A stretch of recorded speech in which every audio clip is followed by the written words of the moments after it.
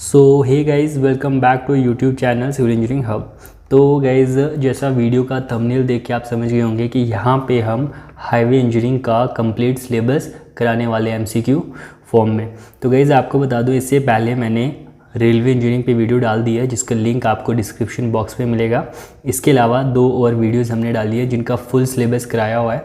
चाहे आप JK SSB JE civil exam की तैयारी कर रहे हो या एसएससी जेई सिविल एग्ज़ाम की तैयारी कर रहे हो, तो शॉर्ट टाइम में बहुत अच्छी प्रिपरेशन हो जाएगी इन वीडियोस को देख के। तो एक वीडियो जो हमने रीइंफोर्समेंट कंक्रीट पे डाली हुई है उसका लिंक भी आपको डिस्क्रिप्शन में मिलेगा, और ट्रांसपोर्टेशन इंजीनियरिंग का भी आपको लिंक डिस्क्रिप्शन बॉक्स में मिलेगा। तो आज हम स्टार्ट करते हैं हाईवे इंजीनियरिंग। इसके मोस्ट इंपॉर्टेंट एमसीक्यूज जितने भी बनते हैं पूरे सिलेबस में वो हम करेंगे। तो चलिए वीडियो स्टार्ट करते हैं। Question number Subscribe now and press the bell icon. Never miss an update. Number first देखिए, the camber for hill roads in case of bituminous surfacing is adopted as. ठीक है, हिल रोड्स के लिए camber की value कितनी होती है bituminous surfacing में।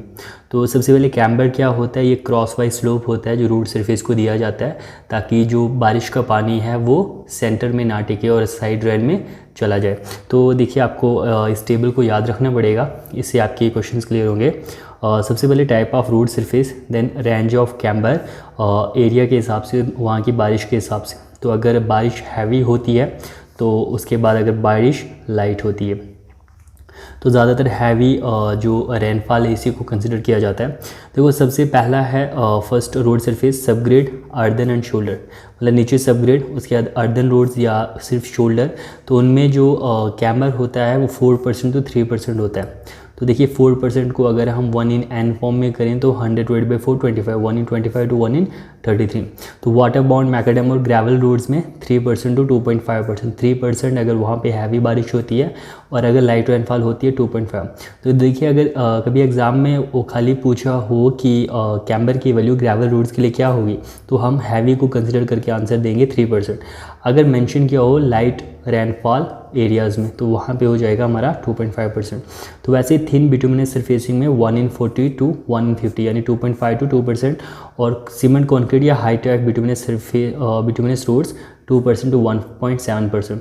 तो इसने पूछा था बिटुमिनस सरफेसिंग में, तो बिटुमिनस सरफेसिंग में 2.5 से 2%, तो 2.5% हम कंसिडर करेंगे क्योंकि इसने मेंशन नहीं किया था। तो इसका आंसर हो जाएगा 2.5। तो ऐसे याद रख सकते हैं आप, 4 to 3, 3 to 2.5, 2.5 to 2 to 1.7।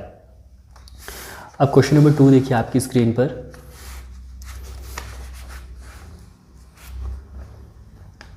The ruling minimum radius of the curve for ruling design speed v meter per second, coefficient of friction f, acceleration due to gravity g meter square per second, super elevation is given by। क्या कह रहा है, ये relation पूछ रहा है कि सबसे पहले बोल रहा है कि मिनिमम रेडियस कर्व का क्या होगा, आगे डिज़ाइन स्पीड v है, कोफिशिएंट ऑफ फ्रिक्शन f है, acceleration due to gravity g है, सुपर एलिवेशन e है।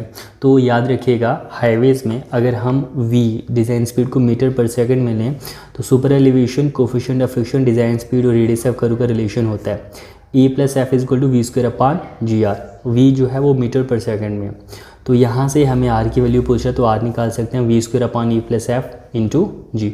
f होता है कोफिशिएंट ऑफ लेटरल फ्रिक्शन जिसकी वैल्यू 0.15 लेते हैं। इसके अलावा याद रखिएगा, अगर हम v को किलोमीटर पर आवर में लें तो इस फॉर्मूले को हम फिर बदलते हैं, तो ये बन जाता है e + f = v²/127 r। याद रखिएगा। इंपॉर्टेंट नोट देखिए, design speed on curves is taken 0.7 times as on straight, मतलब कर्व पे जो डिज़ाइन स्पीड है वो स्ट्रेट के मुकाबले 75% ली जाती है। ठीक है, तो ये क्या हो जाएगा, सुपर एलिवेशन 0.75 v²/127 r। अगर हम f को नेगलेक्ट करें तो ये हो जाता है e = v²/225 r। यहाँ पे f जो 0.15 है वो नेगलेक्ट किया है और v किलोमीटर पर आवर में। अब यहाँ पे 2 बातों का ध्यान रखिएगा, अगर कभी पूछे मैक्सिमम सुपर एलिवेशन हिली रोड्स पे तो उसके लिए जनरली हम ये 75% स्पीड को कंसिडर करके लेते हैं, e = v²/225 r। और अगर सुपर एलिवेशन मैक्सिमम कितना लेते हैं प्लान एरियाज़ में तो वो आ जाएगा e = v²/127 r। उसके बाद सेंट्रीफ्यूगल फोर्स किसके बराबर होती है, p = w/v²/gr। w weight of vehicle, v speed vehicle की डिज़ाइन स्पीड मीटर पर सेकंड में, r रेडियस मीटर में। उसके बाद क्वेश्चन नंबर 3 देखिए आपकी स्क्रीन पर। In plans the minimum length of transition करो। ठीक है। ट्रांजिशन कर्व क्या होता है, एक ईजमेंट कर्व होता है जो स्ट्रेट और टेंजेंट मतलब एक सर्कुलर कर्व और स्ट्रेट टेंजेंट के बीच में प्रोवाइड किया जाता है इजी ट्रांजिशन के लिए, स्ट्रेट से कर्व में और कर्व से स्ट्रेट में, तो उसको ट्रांजिशन कर्व कहते हैं। तो इसकी मिनिमम लेंथ कितनी होनी चाहिए, देखो IRC के मुताबिक, इंडियन रोड कांग्रेस ऑर्गेनाइजेशन के मुताबिक मिनिमम लेंथ ट्रांजिशन कर्व की पहला प्लान और रोलिंग टेरेन। अब प्लान और रोलिंग टेरेन क्या होता है, इनमें क्रॉस स्लोप कितना होता है, ये आगे क्वेश्चन में आपको बताता हूँ, और स्टीप और हिली टेरेन। प्लान और रोलिंग टेरेन में मिनिमम लेंथ ट्रांजिशन कर्व की होती है 2.7 v²/r, मतलब ये जनरल फॉर्मूला है ARC द्वारा, अगर v को km/h मिले, और अगर v को मीटर पर सेकंड में 35 v²/r, और स्टीप और हिली में v²/r km/h में, और अगर इसको मीटर पर सेकंड मिले 12.96 v²/r। उसके अलावा देखिए लेंथ ट्रांजिशन कर्व की हम IRC के द्वारा दो और तरीके से निकालते हैं, एक होता है rate of change of radial acceleration, एक होता है rate of change of super elevation. तो rate of change of radial acceleration के हिसाब से लेंथ ट्रांजिशन कर्व की होती है v³/48 cr, v design speed km/h में, c rate of change of radial acceleration होता है। तो यहाँ पे c किसके बराबर होता है, it is equal to 80/75 + v, तो v वही हमारी डिज़ाइन स्पीड km/h में, और c की वैल्यू 0.5 to 0.8 तक आती है। रेडियस ऑफ कर्व क्या होता है, ये हमारा मीटर्स में होता है इसी फॉर्मूला में। क्वेश्चन नंबर 4 देखिए, the shift of the transition curve of radius 300 metre and length 48 metre is. अब देखो ट्रांजिशन कर्व में शिफ्ट कितना होता है, it is equal to L²/24r, L आ गया length of transition curve which is given as 48 metre, 48²/24 into r 300 metre, 0.32 metre का shift आएगा। तो शिफ्ट का फॉर्मूला याद रखिएगा L²/24r। अब देखिए मोस्ट इंपॉर्टेंट क्वेश्चन मैं कहूँगा हाईवे का, जिसमें काफ़ी कन्फ्यूज़न होती है बच्चों को, ध्यान दीजिएगा। स्टॉपिंग साइड डिस्टेंस, ठीक है, स्टॉपिंग साइड डिस्टेंस क्या होता है कि मिनिमम डिस्टेंस कितना चाहिए एक व्हीकल को डेड पोजीशन में आने के लिए, मतलब गाड़ी को रोकने के लिए किसी ऑब्जेक्ट को रोड सरफेस पे देखने के बाद, तो it is equal to lag distance plus braking distance. Lag distance क्या होता है, वो दूरी जो ड्राइवर सोचने में लगा देगा कि गाड़ी रोकूं, कोई चीज़ को देखेगा, जब तक वो रिएक्ट करेगा उस चीज़ पे, उतने में गाड़ी कितना ड्राइव कर जाएगी, डेट इज़ लैग डिस्टेंस। और braking distance after applying the brakes, जो डिस्टेंस गाड़ी चलेगी, दैट इज़ ब्रेकिंग डिस्टेंस। तो अगर हम v को मीटर पर सेकंड में लें तो stopping sight distance is equal to vt + v²/2gf, और अगर v को कन्वर्ट कर दें km/h में, it is equal to 0.278 vt + v²/254f। Formulas काफ़ी इंपॉर्टेंट है, याद रखिएगा। और देखिए एक होता है ओवरटेकिंग जोन, ठीक है, एक ओवरटेकिंग साइड डिस्टेंस क्या होता है, ओवरटेकिंग साइड डिस्टेंस होता है किसी गाड़ी को अगर ओवरटेक करना है, स्लो मूविंग व्हीकल को फास्ट मूविंग व्हीकल ने ओवरटेक करना है, तो जो डिस्टेंस उसको चाहिए ओवरटेक करने के लिए सेफली, उसको कहते हैं ओवरटेकिंग साइड डिस्टेंस। तो मिनिमम लेंथ ओवरटेकिंग जोन की होती है 3 टाइम्स ओवरटेकिंग साइड डिस्टेंस की, याद रखिएगा। और डिज़ायरेबल ओवरटेकिंग जोन होता है 5 टाइम्स ओवरटेकिंग साइड डिस्टेंस की, इसको मैक्सिमम ओवरटेकिंग जोन भी कहते हैं। अब यहाँ पे ध्यान दीजिए कि ये जो ओवरटेकिंग साइड डिस्टेंस है होता है क्या है, ये डिपेंड करता है कि आपका ट्रैफिक 1 वे है या 2 वे है। देखो अगर 1 वे ट्रैफिक होगा तो अपोजिट साइड से गाड़ी नहीं आएगी, तो तीसरी गाड़ी का जो डिस्टेंस है वो कंसिडर नहीं किया जाएगा। और अगर 2 वे है, दोनों तरफ से गाड़ियाँ आ रही हैं, तो स्लो मूविंग व्हीकल कितना दूरी तय करेगी, उसको कितना डिस्टेंस चाहिए ओवरटेक करने के लिए, और आने वाली गाड़ी तब तक कितना आगे आ जाएगी, तीनों चीज़ों को कंसिडर करना पड़ेगा। तो overtaking sight distance is equal to VB into small t + 2s + b + vt, और 1 वे में लास्ट वाला vt कट जाएगा। अब देखिए यहाँ पे VB क्या है, VB speed of slow moving vehicles metre पर सेकंड में, t perception time which is generally taken as 2.5 second, where s is 0.69 VB + 6.1 अगर VB को मीटर पर सेकंड मिले, अगर VB को km/h मिले, it is equal to 0.2 VB + 6। और b हमारा क्या हो जाएगा यहाँ पे b VB into capital D, where capital D is √4s/a, s यहाँ से निकलेगा, और a अगर मीटर पर सेकंड स्क्वायर में दिया हो तो इस फॉर्मूले से, अगर a हमारा km/h में दिया हो 14.4s/a, तो v स्पीड ओवरटेकन या फास्ट मूविंग व्हीकल की, और f लॉन्गिट्यूशनल फ्रिक्शन होता है, याद रखिएगा। कोफिशिएंट ऑफ लिटरल फ्रिक्शन की जो वैल्यू होती है डेट इज़ 0.15, और यहाँ पे ध्यान दीजिए जो लॉन्गिट्यूशनल फ्रिक्शन होता है ये कितना होता है, 0.35 to 0.4। क्वेश्चन नंबर 5 देखिए, what is the psychological widening of a pavement on horizontal curve of radius 230 metre for full rolling speed 80 km/h। मतलब कह रहा है कि अगर हॉरिजेंटल रेडियस है, कर्व है जिसका रेडियस 230 मीटर है, ruling speed 80 kilometre per our है, तो साइकोलॉजिकल वाइडनिंग किसके बराबर होती है? तो पेवमेंट पे, हाईवे की पेवमेंट पे, कर्व पे जो एक्स्ट्रा वाइडनिंग है that is equal to mechanical widening plus psychological widening, याद रखिए।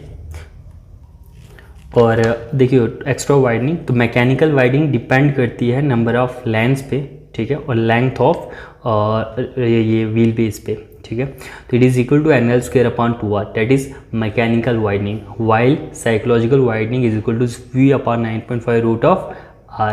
तो इसने साइकोलॉजिकल वाइडनिंग ही खाली पूछा था। तो कई बार पूछते हैं कि साइकोलॉजिकल वाइडनिंग किस चीज़ पे डिपेंड करती है, तो ध्यान से देखिए यहाँ पे साइकोलॉजिकल वाइडनिंग किस चीज़ पे डिपेंड कर रही है, डिपेंड करती है स्पीड, डिज़ाइन स्पीड, रोड पे। तो मैकेनिकल वाइडनिंग डिपेंड करती है नंबर ऑफ लेंस पे। तो कई बार 9.1/9.5 करते हैं तो 0.1 आता है। तो ये जो होता है हमारी साइकोलॉजिकल वाइडनिंग, ये होती है, ये हमारी 0.1 V upon root of R। तो हमें इसने पूछा है साइकोलॉजिकल वाइडनिंग कितनी होगी, तो साइकोलॉजिकल वाइडनिंग में फॉर्मूला डाल दो, 80 किलोमीटर पर आवर स्पीड थी divide by 9.5 root of radius 230, 0.55 metre. तो यहाँ पे एन किया था number of traffic lanes, r किया रेडियस ऑफ कर्व मीटर में, और V design speed kilometre per hour में, length of wheel base l जो 6 मीटर होता है। अब देखिए कर्व्स पे ग्रेड कंपनसेशन क्या होता है, ध्यान दीजिएगा, ये भी इंपॉर्टेंट क्वेश्चन है। अब जो ग्रेडियंट हम स्ट्रेट में प्रोवाइड करते हैं वही ग्रेडियंट हम कर्व पे नहीं दे सकते, क्योंकि कर्व पे जो हमारी व्हीकल्स हैं उनको एक्स्ट्रा ट्रैक्टिव इफेक्ट चाहिए, क्योंकि वहाँ पे स्पीड रिड्यूस होती है, तो इस वजह से हम उतना ग्रेडियंट नहीं दे सकते। तो वहाँ पे हमें ग्रेडियंट को कम करना पड़ता है। तो जो अमाउंट ऑफ ग्रेडियंट वहाँ पे कम करते हैं उसको कहते हैं ग्रेड कंपनसेशन, और जो ग्रेडियंट कम करने के बाद जो प्रोवाइड किया उसको कहते हैं कंपनसेटेड ग्रेड ऑन कर्व। तो ग्रेड कंपनसेशन कर्व पे इन दो फॉर्मूला से वैल्यूज़ में से जो छोटा आता है वो लिया जाता है।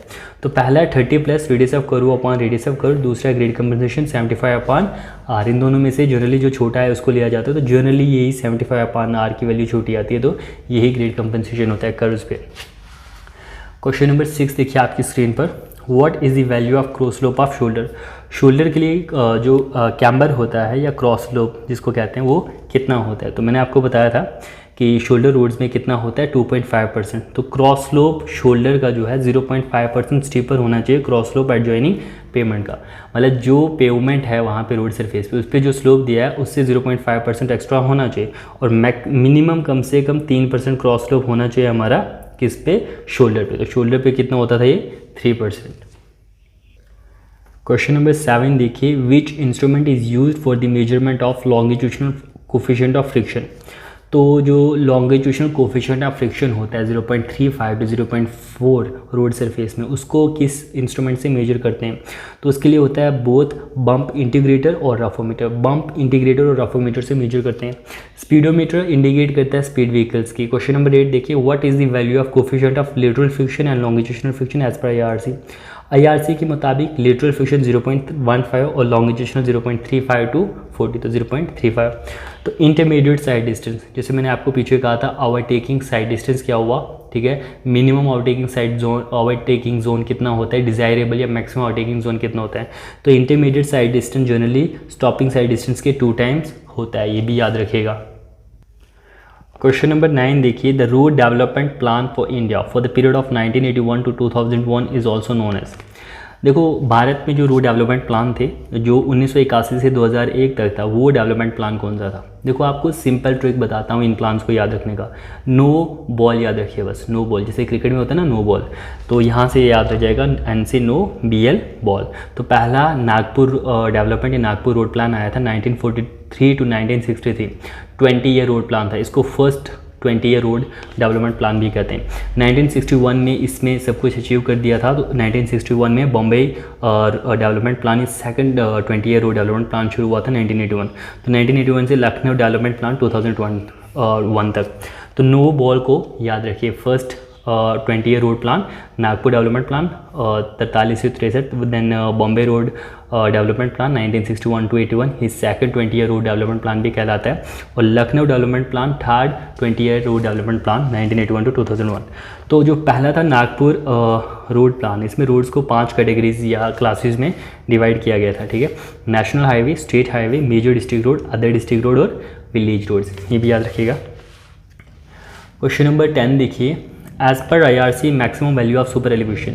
IRC के मुताबिक सुपर एलिवेशन की मैक्सिमम वैल्यू कितनी लेते हैं? तो देखिए दो वैल्यूज़ होती हैं, एक मैक्सिमम सुपर एलिवेशन प्लान और रूलिंग टेरेन के लिए जहाँ पे बाउंड बाई स्नो मतलब बर्फ़ हो सकती है तो 7% 1 in 15, और हिली एरियाज़ अगर वहाँ पे बर्फ़ नहीं होती तो 10% 1 in 10, मतलब हिली एरिया में सुपर एलिवेशन ज़्यादा दिया जाता है बट उन एरियाज़ में जहाँ पे बर्फ़ नहीं होती, और प्लान एरियाज़ में 7% होता है 1 in 15 और हिली में 10%। क्वेश्चन नंबर 11 देखिए आपकी स्क्रीन पर।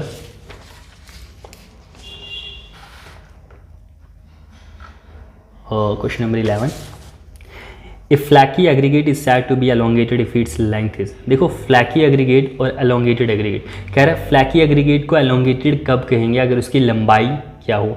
सबसे पहले फ्लैकी एग्रीगेट क्या होता है और एलोंगेटेड। देखो फ्लैकी का मतलब होता है प्लेट टाइप और एलोंगेटेड का मतलब नीडल टाइप। तो फ्लैकी एग्रीगेट क्या हुआ जब लीस्ट डायमेंशन में यानी कि थिकनेस एग्रीगेट। अब देखो फ्लैकी मैंने बोला प्लेट टाइप, तो प्लेट में लीस्ट डायमेंशन थिकनेस होगा, थिकनेस एग्रीगेट की कम होगी 60% या 0.6 टाइम उसके मीन डायमेंशन से, या 3/5 इंटू मीन डायमेंशन, तो उसको फ्लैकी एग्रीगेट कहते हैं। और एलोंगेटेड एग्रीगेट क्या होती है? ऐसी एग्रीगेट की जिसकी लेंथ उसकी मीन डायमेंशन से 1.8 टाइम्स या 8/5 टाइम्स ग्रेटर हो।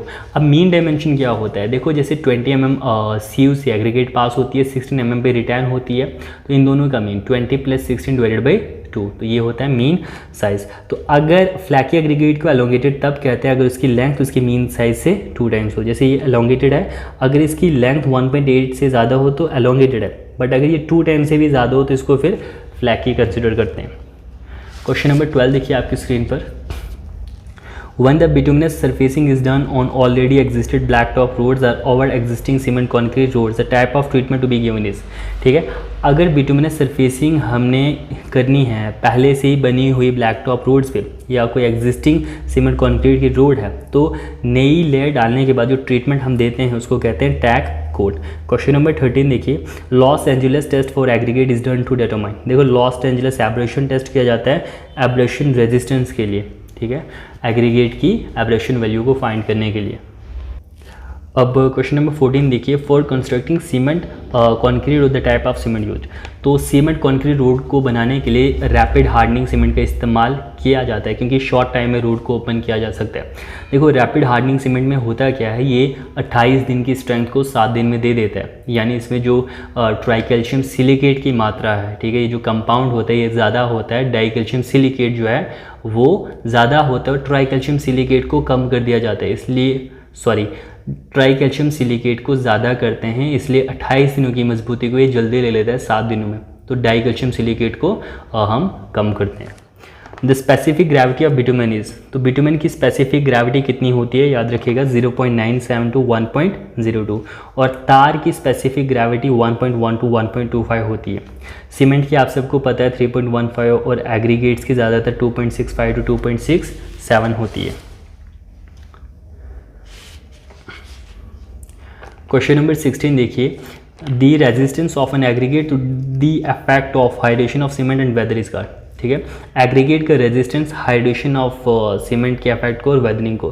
देखो इस रेजिस्टेंस को हम कहते हैं क्या है, ड्यूरेबिलिटी, और इसको मापते कैसे हैं, साउंडनेस टेस्ट से, तो इस रेजिस्टेंस को कहते हैं ड्यूरेबिलिटी। यहाँ पे देखिए कुछ प्रॉपर्टीज एग्रीगेट की टाइप ऑफ टेस्ट, तो ड्यूरेबिलिटी को साउंडनेस टेस्ट से मापते हैं, स्ट्रेंथ मापी जाती है एग्रीगेट की क्रशिंग टेस्ट से, हार्डनेस को Los Angeles abrasion testing machine से, टफनेस को इम्पैक्ट टेस्ट से। इसके अलावा मार्शल टेस्ट और बेंकलमैन टेस्ट के बारे में ध्यान दीजिएगा। Marshall test design of bituminous concrete mix, जो बिटुमिनस का कॉन्क्रीट मिक्स होता है ना, जैसे हमारे हॉट मिक्स प्लांट होते हैं तो वहाँ पे जो बिटुमेन और एग्रीगेट को मिक्स किया जाता है उसके डिज़ाइन के लिए मार्शल टेस्ट किया जाता है, और बेंकलमैन टेस्ट ओवरले डिज़ाइन के लिए इस्तेमाल होता है। क्वेश्चन नंबर 17 देखिए गाइस आपकी स्क्रीन पर, the penetration test on bitumen is use for determining aids. देखो बिटुमेन पे जो पेनिट्रेशन टेस्ट करते हैं उसका ग्रेड डिटरमाइन करने के लिए किया जाता है। 18 देखिए, which of the following property of bitumen is related to the Pensky Martens test. देखो बहुत इंपॉर्टेंट है, पेंस्काई मार्टिन टेस्ट एक closed cup flash point test है जो बिटुमेन पे किया जाता है उसका फ्लैश पॉइंट डिटरमाइन करने के लिए, याद रखिएगा। रिंग एंड बाल एपरेटस भी बिटुमेन का टेस्ट है, इसमें सॉफ्टनिंग पॉइंट बिटुमेन का मेजर किया जाता है। पेनिट्रेशन टेस्ट में ग्रेड ऑफ बिटुमेन, और डक्टिलिटी में इसकी एबिलिटी कि कितना वो स्ट्रेच हो सकता है बिना टूटे। इसके अलावा पिक्नोमीटर टेस्ट ये स्पेसिफिक ग्रेविटी मेजर करता है एग्रीगेट्स की। बिटुमेन की फ्लोट इसे डिटरमाइन करते हैं कंसिस्टेंसी बिटुमेन की, और सॉल्युबिलिटी प्योरिटी ऑफ बिटुमेन को मेजर करने के लिए किया जाता है। क्वेश्चन नंबर 19 देखिए, the value of rigidity factor for design purpose if the tyre pressure is greater than 0.7 मेगापास्कल्स। और कई बार यहाँ पे 7 kg पर सेंटीमीटर स्क्वायर देते हैं, तो 7 kg पर centimetre square is equal to 0.7 megapascals is also equal to 0.7 newton per m square.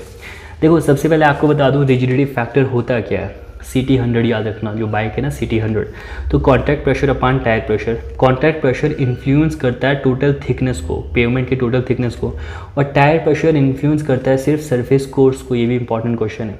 तो कह रहा है देखो कॉन्टैक्ट प्रेशर हमेशा 0.7 मेगापास्कल होता है, तो अगर टायर प्रेशर 0.7 मेगापास्कल से ज़्यादा है, मतलब ऊपर 0.7 डिवाइड बाई 0.7 से ज़्यादा, मतलब मान लो 1 है, तो रिजिडिटी फैक्टर 1 से कम आ जाएगा। अगर दोनों 0.7 के बराबर है, अगर कहते हैं टायर प्रेशर इक्वल टू 0.7 है तो ये 1 के बराबर आता, लेकिन टायर प्रेशर 0.7 से ज़्यादा है तो ये रिजिडिटी फैक्टर 1 से कम आएगा। और टायर प्रेशर अगर 0.7 से कम है, यानी 0.7 डिवाइडेड बाई 0.5 करोगे तो it will come more than 1। Important है, याद रखिएगा।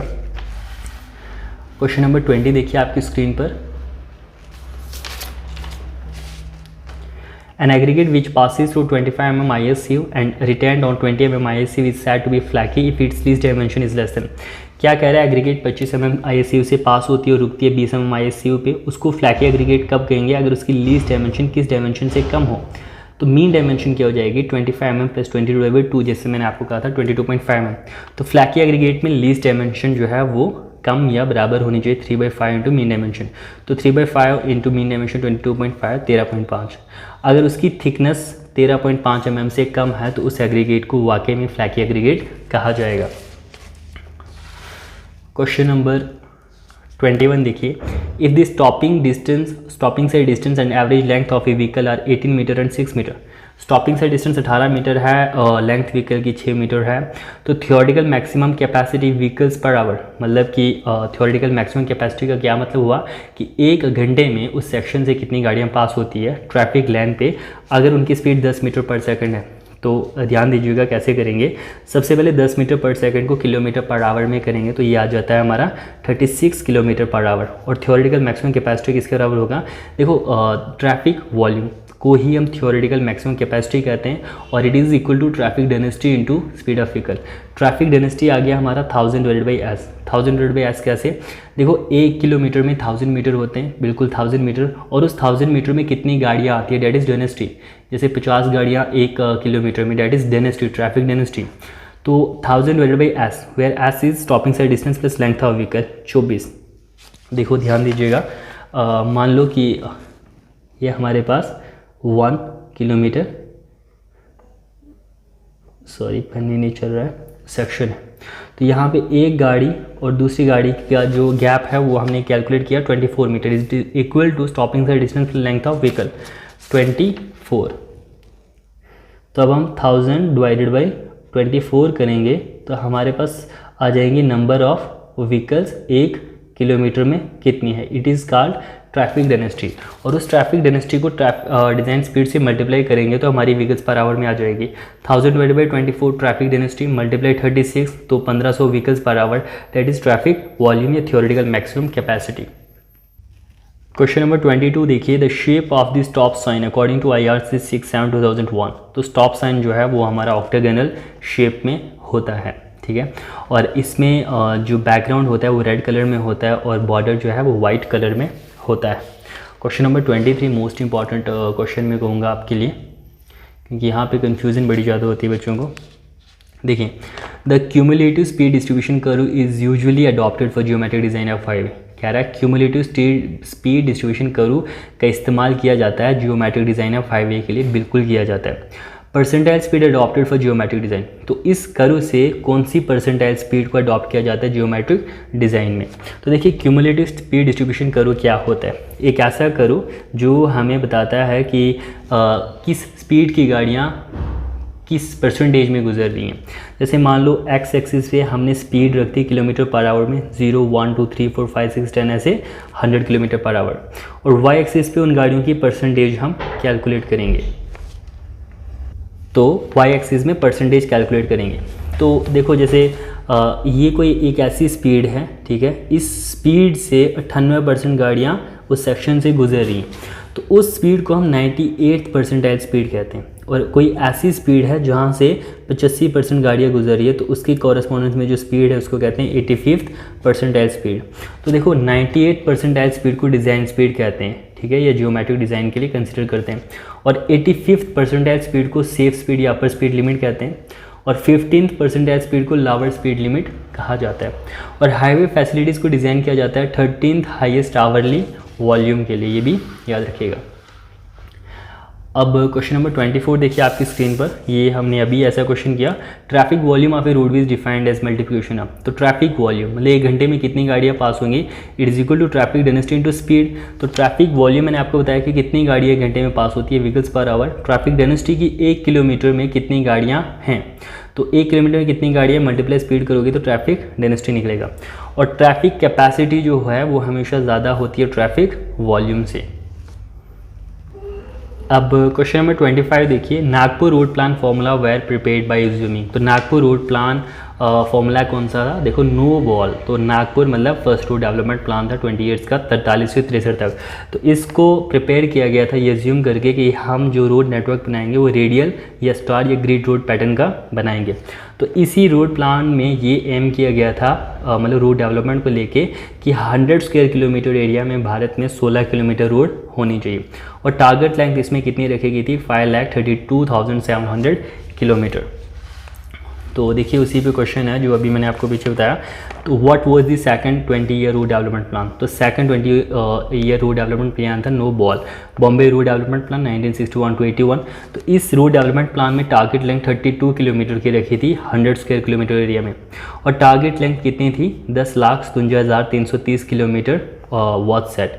और 1981 के ख़त्म होने पे हमने इससे कई ज़्यादा लगभग 15 लाख जो रोड है वो अचीव की थी, मतलब जितना एम किया गया था उसे 29.64% एक्स्ट्रा। और उसके बाद देखिए थर्ड रोड डेवलपमेंट प्लान क्या था, third 20 year road development plan क्या था, no ball, Lucknow road development plan 1981 to 2001। इसमें रोड डेंसिटी टारगेट की थी 82 किलोमीटर 100 स्क्वायर किलोमीटर में चाहिए। और इस रोड डेवलपमेंट प्लान में रोड को 3 कैटेगरीज में डाला था, प्राइमरी, सेकेंडरी और टेरिटरी। और इसमें एम किया गया था कि 2000 किलोमीटर का एक्सप्रेस वे बनाया जाएगा भारत में। इसके अलावा लेंथ नेशनल हाईवे की कैसे कैलकुलेट किया जाता है as per IRC, total area country का डिवाइड बाई 50 और स्टेट हाईवेज़ के लिए टोटल एरिया स्टेट का डिवाइड बाई 25। 28 देखिए, the shape of the camber best suited for cement concrete. अगर रिजिड पेवमेंट है, सीमेंट कॉन्क्रीट की रोड है, तो उनमें हम स्ट्रेट लाइन कैम्बर प्रोवाइड करते हैं। और अगर हमारी बिटुमिनस है तो इसमें बैरल आ गया मतलब स्लोप टू इसे थोड़ा मतलब कर्व शेप में पैराबोलिक, और स्लोप्ड आ गया स्ट्रेट, और कंपोजिट आ गया इन दोनों का कम्बिनेशन। तो 3 टाइप्स का कैम्बर होता है। अब क्वेश्चन नंबर 29 देखिए, compare to a level surface on a descending gradient the stopping sight distance is. क्या कह रहा है, लेवल सरफेस के मुकाबले अगर हमारा डिसेंडिंग ग्रेडियंट है, ठीक है, आगे को चढ़ाई आती है, तो स्टॉपिंग साइड डिस्टेंस में क्या फ़र्क पड़ेगा। देखो स्टॉपिंग साइड डिस्टेंस का फॉर्मूला क्या होता है, अगर v को हम मीटर पर सेकंड में रखें, vt प्लस v²/2gf। बट इसमें अगर ग्रेडियंट अप एंड डाउन है तो n लग जाता है, n आ गया परसेंटेज ग्रेड। अगर डिसेंडिंग है तो माइनस लगेगा, असेंडिंग है तो प्लस लगेगा। देखो डिसेंडिंग है, नीचे माइनस लग गया मतलब नीचे वाली वैल्यू कम हो जाएगी, ऊपर वाली वैल्यू बढ़ जाएगी, तो स्टॉपिंग साइड डिस्टेंस ज़्यादा होगा।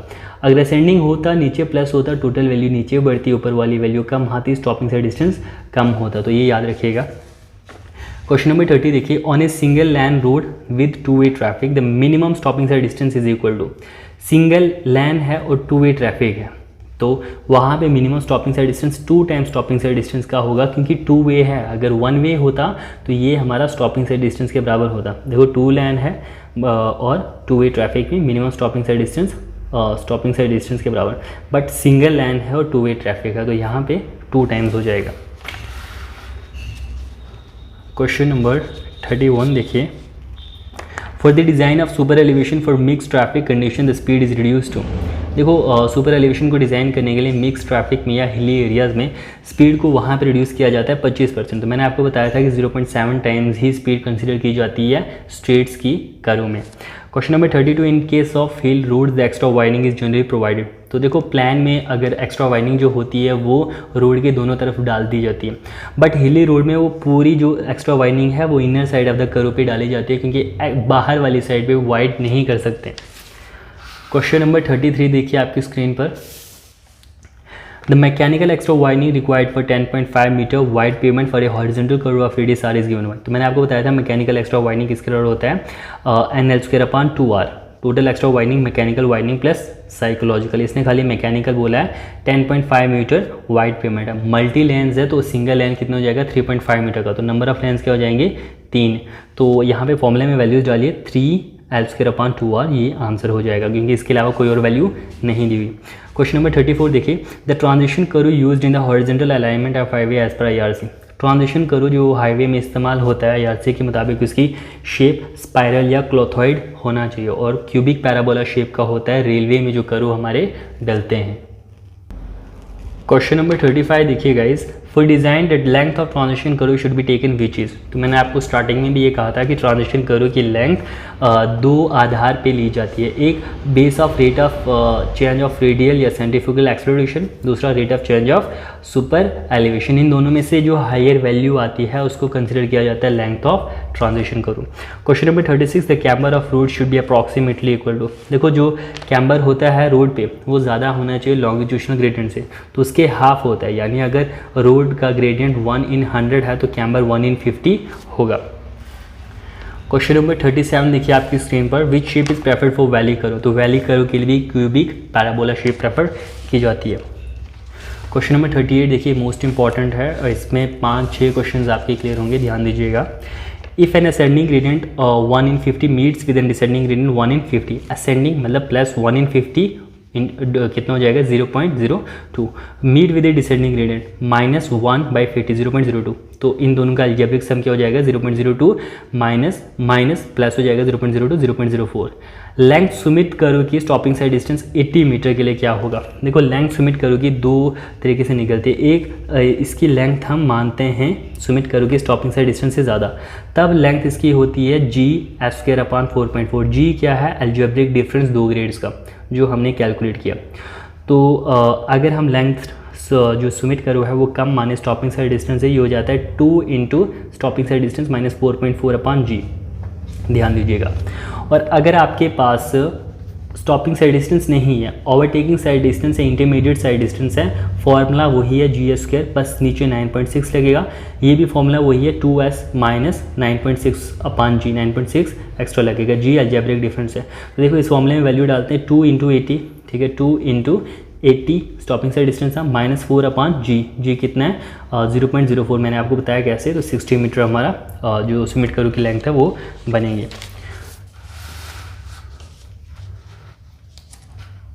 क्वेश्चन नंबर 39 देखिए, एनोस्कोप किस लिए इस्तेमाल होता है, स्पॉट स्पीड को फाइंड करने के लिए। डिज़ायर्ड लाइन प्लॉट की जाती है ओरिजिन एंड डेस्टिनेशन स्टडीज़ में, OND स्टडीज़ में। तो लाइसेंस प्लेट मेथड प्रेफर किया जाता है collecting origin and destination data for a small area like a mass business centre और a large intersection. Question number 41 देखिए, the diagram which shows the approximate path of vehicles and pedestrians involve in accident is known as.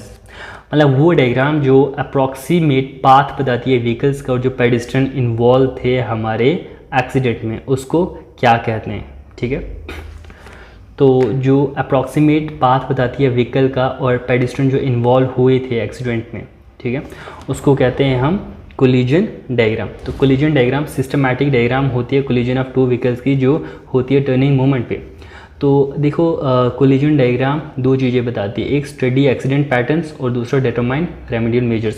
तो condition diagram होती है, condition diagram ऐसी diagram होती है जो important physical condition बताती है एक्सीडेंट की, लाइक उसकी location, roadway limit, bridges, trees, वो होता है कंडीशन डायग्राम में।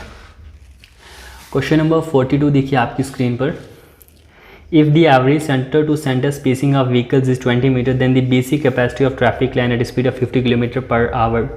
देखो बेसिक कैपेसिटी अगर हमें निकालनी हो देखो एक होता है कैपेसिटी, एक होता है वॉल्यूम। तो capacity is always greater than volume, traffic volume.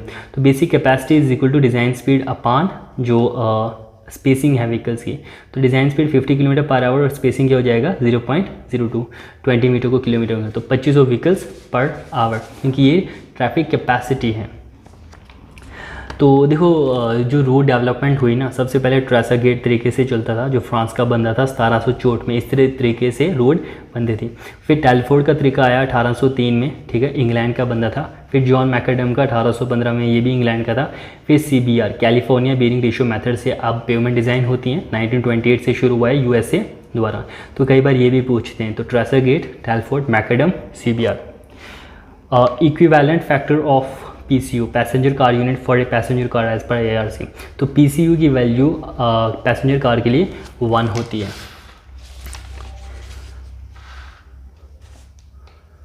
Question number 44 देखिए, scientific planning of transportation system and mass transit facilities in cities should be based. तो साइंटिफिक प्लानिंग ट्रांसपोर्टेशन सिस्टम की और मास ट्रांजिट फैसिलिटीज़ की cities पे किस पे आधारित होती है, ओरिजिन एंड डेस्टिनेशन डेटा पे। तो maximum limit of water absorption for aggregate suitable for road construction. तो जिस एग्रीगेट को रोड के कंस्ट्रक्शन के लिए इस्तेमाल करें तो वो मैक्सिमम कितना पानी एब्जॉर्ब करनी चाहिए, 0.6%। रेकमेंडेड ग्रेड ऑफ तार फॉर ग्राउटिंग पर्पस। देखो रोड तार के 5 ग्रेड होते हैं, RT1, RT2 and so on RT5। तो जितना हाई ग्रेड होता है उतना वो ज़्यादा मतलब फ्लोएबल होता है। तो ग्राउटिंग के लिए ऐसा होना चाहिए जो अच्छे से फ्लो कर सके, तो RT5 का इस्तेमाल किया जाता है ग्राउटिंग पर्पज़ के लिए। क्वेश्चन नंबर 47 देखिए, rolling terrain is a terrain with cross slope. देखो 4 तरह के टेरेन होते हैं, एक level terrain, rolling, mountainous, steep. Rolling terrain ऐसा होता है जिसमें क्रॉस स्लोप 10% से कम हो, यानी 10 मीटर चलने पे 1 मीटर वर्टिकल राइज भी ना हो। रोलिंग टेरेन कहते हैं जिसमें 10% से 25% तक स्लोप मौजूद हो, 1 in 10 to 1 in 4।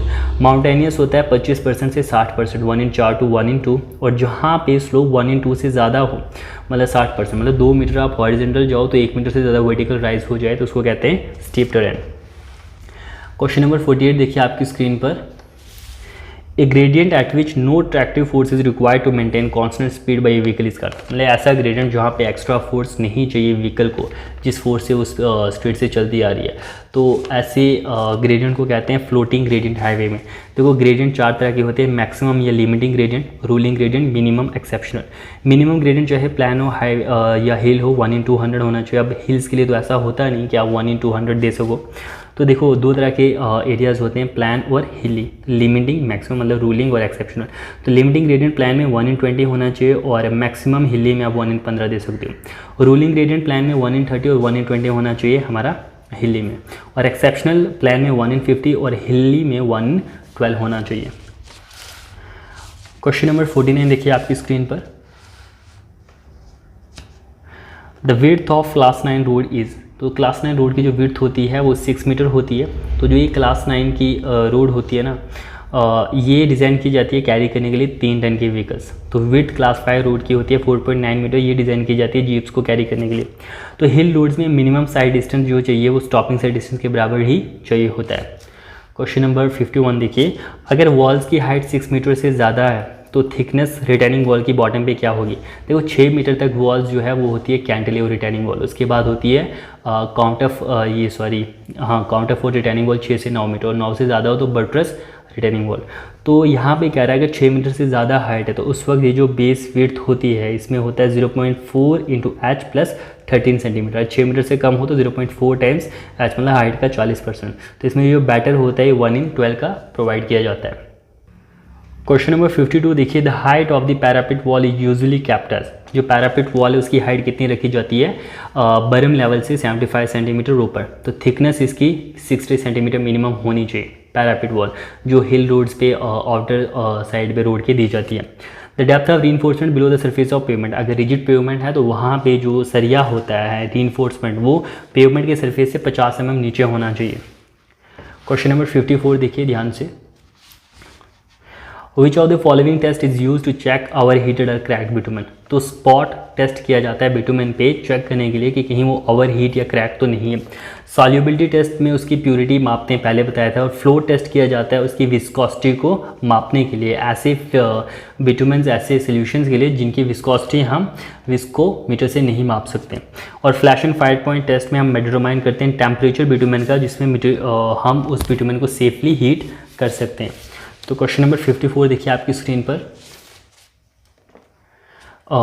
Wave like formation on the road surface are का। तो wave like formation road surface पे बनना, ये फ्लेक्सिबल पेवमेंट का फेलियर है, कोरुगेशंस कहलाता है।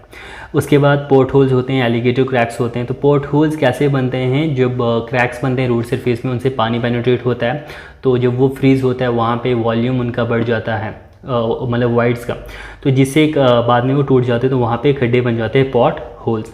तो alligator cracks existing flexible pavement, जिसपे एक्सटेंसिव क्रैक्स उसको एलिगेटर क्रैक्स कहते हैं। ये सारे फेलियर्स फ्लेक्सिबल पेवमेंट पे।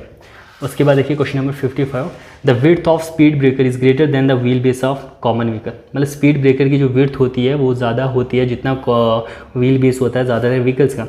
और हाइट कितनी होनी चाहिए? हाइट होनी चाहिए 100 mm यानी 10 सेंटीमीटर। और कॉशन बोर्ड लगना चाहिए 40 मीटर अहेड स्पीड ब्रेकर के दोनों तरफ हाईवेज पे। क्वेश्चन नंबर 56 देखिए, if aggregate impact value is 20% to 30% then it is classified as. अगर इम्पैक्ट वैल्यू एग्रीगेट की, ठीक है, इम्पैक्ट टेस्टिंग में, ठीक है, 20 से 30% आती है, तो इसको सेटिस्फैक्ट्री माना जाता है रोड सरफेसिंग के लिए। और maximum water absorption limit aggregate की 0.6%। We have already discuss this question. Patching जो होता है ना, मतलब जो फ्लेक्सिबल पेवमेंट में फेलियर्स आते हैं, जैसे पोर्ट होल्स, एलिगेटर क्रैक्स, कोरुगेशंस, तो उनको सही कब करते हैं? अगस्त टू सितंबर में भारत में। क्वेश्चन नंबर 57 देखिए, the function of an expansion joint in rigid pavement is to allow free expansion. मतलब एक्सपेंशन जॉइंट रिजिड पेवमेंट में दिया जाता है सीमेंट कॉन्क्रीट रोड में, ताकि एक्सपेंशन को अलो किया जा सके। Question number 58, rapid curing cutback emulsion is prepared by blending bitumen with. देखो, अगर हमें रैपिड क्यूरिंग कटबैक चाहिए तो बिटुमेन को हम किसके साथ ऐड करेंगे? पेट्रोल के साथ, क्योंकि इसकी कैलोरीफिक वैल्यू हाई है, तो ये जल्दी ही हमारा उड़ जाएगा। तो हमारा जो रोड सरफेस है वो बहुत जल्द रोड ट्रैफिक को अलो किया जा सकता है। Defects like pot holes, ruts, corrugations can be rectified by grading. तो ठीक है, इन डिफेक्ट्स को हम कैसे ठीक करते हैं? ग्रेडिंग से। उसके बाद क्वेश्चन नंबर 59 देखिए, slab failure is a type of. तो स्लैब फेल्यूर रिजिड पेवमेंट का एक फेल्यूर है, ठीक है। इसके अलावा बाकी फेल्यूर रिजिड पेवमेंट है, जैसे मड पंपिंग, श्रिंकेज क्रैक्स होता है, वार्पिंग क्रैक्स होता है। और ruts, pot holes, alligator cracks, corrugations, ये सारे फ्लेक्सिबल पेवमेंट के फेल्यूर्स हैं।